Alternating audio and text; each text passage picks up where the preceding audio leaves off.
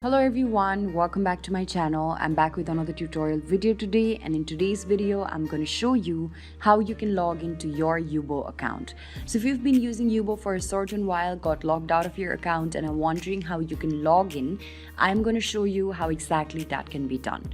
So for this, first of all, make sure that you've downloaded the Yubo app on your mobile device and then head over to the app. As you open up the app, you will land on an interface like this where you'll have to enter your credentials, where you have to select first of all if you want to sign up or to log in. So because I want to log in, I'm just going to tap on the login button. And as I do that, I'll have to type in my username in this section and also my password in the other section. So after typing in your username and your password, all you have to do is tap on the login button. Otherwise, instead of typing all of these, you can also tap on login with phone number and enter your phone number and then get logged into your account by receiving a verification code.